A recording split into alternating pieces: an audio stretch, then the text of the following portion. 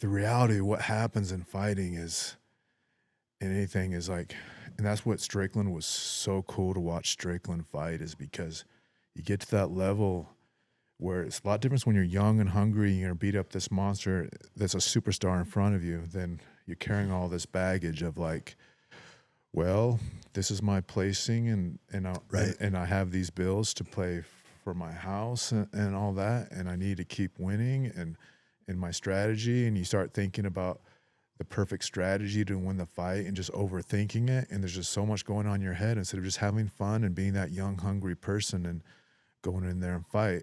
And I see it happen all the time. And with this person, like, it was just like, remember when we should just go in and we had that hunger and all that? Like, is it possible to get back to that? I don't know. And then now I'm rambling, but and I see John Jones, who I think is a genius when it comes to fighting, because he was doing that at the light heavyweight. He was having really close fights because he's fighting these guys that he has no idea who they are. He watched a little bit, but like, he's not scared of them, and like, they're not superstars. They're just guys that earn their way up to fight him. But like, it's not like you're fighting Chuck Liddell. It's not like you're fighting Quentin Jackson. It's just like, I'm fighting Houston Alexander, you know? Right. I never heard of this guy. And then so what he did is I'm gonna get scared again. I'm gonna go to heavyweight. Yeah. And well, also you look at what he did, the run at 205. I mean, multiple champions. Like, I think in 1 year he fought 3 different belt holders. Yeah. Right. Shogun. You just watch him dismantle guys, like, insane. Yeah. Like, he doesn't know how to guillotine choke anybody, and he guillotine chokes Lyoto Machida. Yeah. He puts what's his name, Sunkiss kid on his back, Bader. Right. And like, Brian's just lost, and it's like, fucking, he was phenomenal. I think the first time I ever watched him fight was against Stephan Bonner, who's good everywhere and big. As a light heavyweight, he's a big guy, and fucking tossed him across the ring. He'd hit him with elbows from 8 feet away. I mean, he was incredible to watch back then. And still, I mean, his dominion over, boy. I've said this many, many times, and I'll say it again. Like, I sparred with John. I know John. I've seen him in the gym. I've sparred with him so many times in the gym. And he's a different guy when he fights than when he's in the gym. And it's something special about him. Like, I don't know if he's ever won a round with Rashad Evans in the gym. Right. Maybe he has, but I don't know that he has, and maybe he hasn't. But I've seen Rashad do some really good things with him in the gym. But something with John, man, he gets in there, and with that whatever fear, how he locks on, how he gets in the zone, and there's stuff about the zone, being in the zone. I really think that he experiences time different. I was just going to say, he looks at things and his eyes slow things down. He has a different, And that's how he's making up a new choke that he's never done before. Like, oh, what if this is working. It's really watching a flow state in performance in front of you. Yep. And so that's back to what I was talking about, is like, I don't think he was really getting there at the end of his 205 run, because having these close fights, and I can see him like hanging to a strategy and not really being in the moment. And then so he went and got scared again, went to heavyweight and had to do this thing, and he got there again. Do you think he got scared going to, not scared. I know, but like, it's like,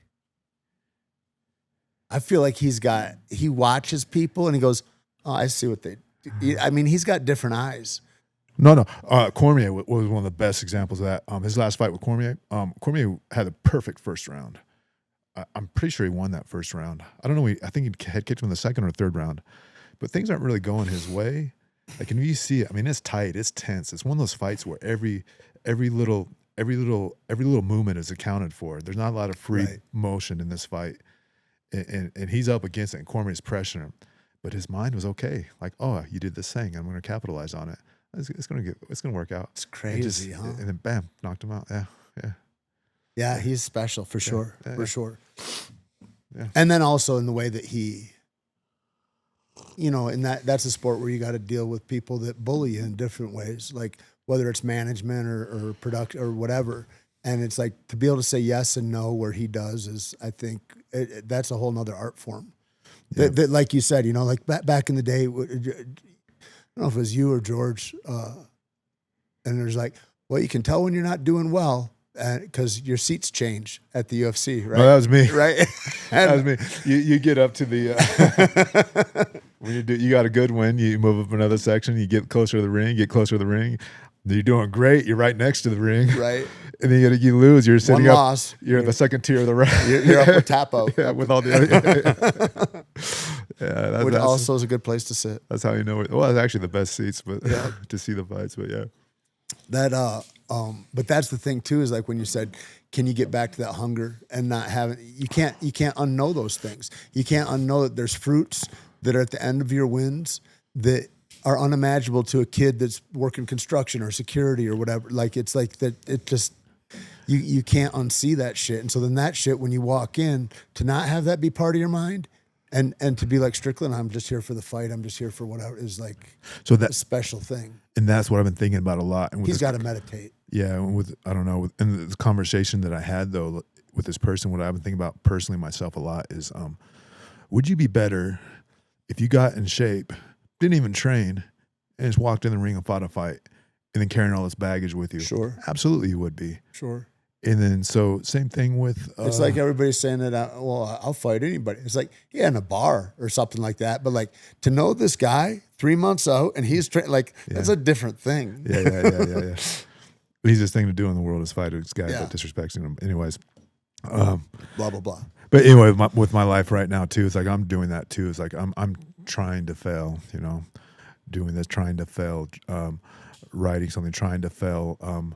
Whatever, acting, whatever, just go out and there, do your scene and try to fail. You know, you're not holding on to I need to, this is my big break. I need to do this, and I'm going to do this in a certain way that's going to make me shine and rise to the next level. Just go and that's that. Seek death. Willem Dafoe was talking about that, right? Yeah, was it him? Yeah. Willem Dafoe. And was it? Maybe, I think it was. Yeah. Anyway, that about that idea and like that thing about, I don't know, talk to these kids and shit. And it's like, you got to be willing to be embarrassed. Yeah. Put yourself in a place that's embarrassing and get free of that. Like, there's no other way to get free of it than to go through that. And if you're acting's a perfect one. Actually try to embarrass yourself. Yep. Just go for it, man. Just Juliette Lewis was a great example of that for me. She's so good to watch. Yeah.